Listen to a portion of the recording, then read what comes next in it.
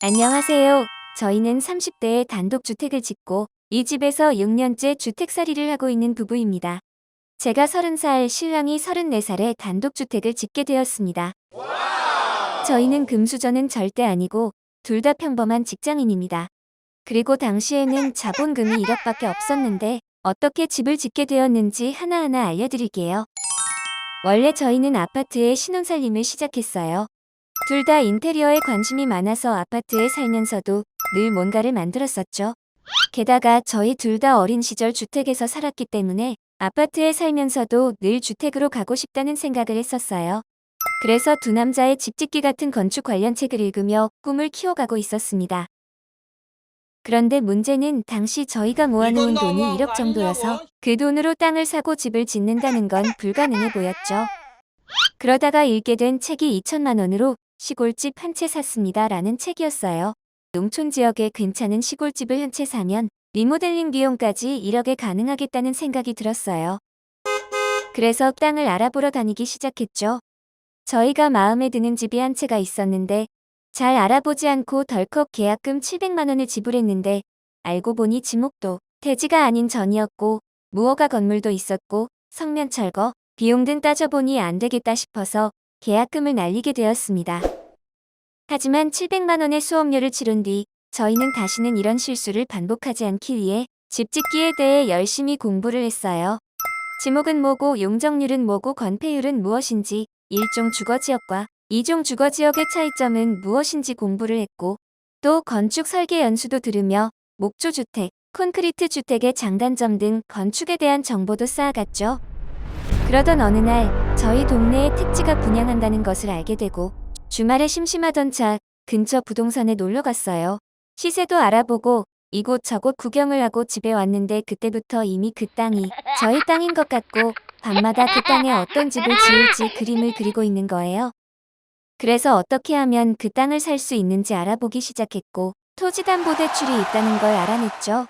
당시에는 70%까지 대출을 해줘서 저희는 가지고 있던 여윳돈과 대출금을 합해서 그 땅을 사기로 결심을 하고 한 달 만에 다시 부동산에 갔어요. 그런데 그 땅은 이미 팔려서 없고 더 비싼 땅들만 남아 있었어요. 그래서 그날 남아있는 땅들 중 저렴하고 마음에 드는 땅을 바로 계약하고 사게 되었습니다. 사실 저희는 3년 정도 토지담보 대출금을 갚은 뒤 2년 정도 건축비를 더 모은 뒤 5년 후에나 집을 짓겠구나 생각했었어요. 그런데 땅을 사고 나니 매일 밤 저희는 머리를 맞대고 어떤 집을 지을지 고민하기 시작했어요. 일단 저희는 설계비는 얼마고 시공비는 얼마인지를 알아보기 위해 전원 속의 내 집이라는 잡지에 나온 집들을 보고 마음에 드는 집을 건축한 설계사무소에 이메일을 보내 궁금한 것들을 물어보았어요. 당시 건축비가 평당 400만 원 정도였는데 저희 자본금이 1억이었으니 저희는 25평짜리 집을 지어야겠다고 생각했어요.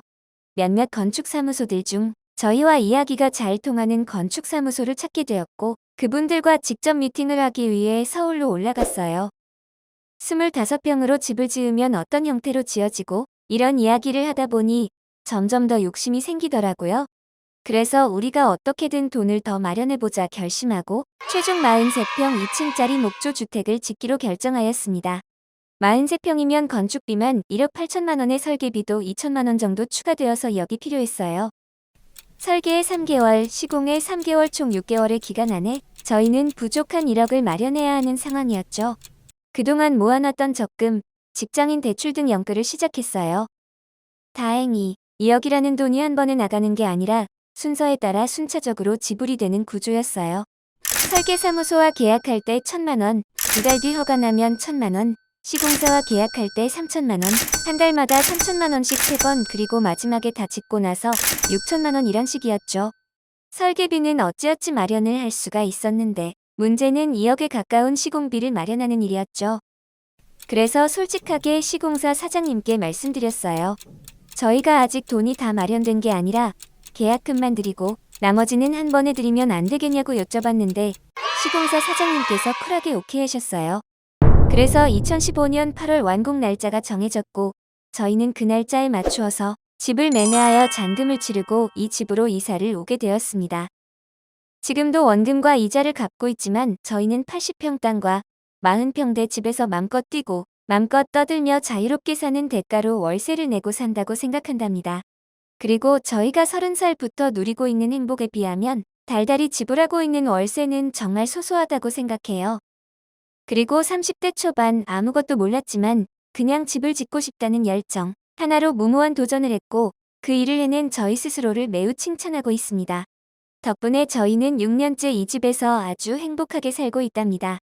정말로 미치도록 원하는 게 있다면 어떻게든 방법을 찾게 되어 있는 것 같아요. 시간이 지나도 계속 생각나는 무언가가 있다면 여러분도 꼭 도전해보세요. 지금까지 시청해주셔서 감사합니다. 즐겁게 시청하셨다면 구독과 좋아요도 꾹 눌러주세요.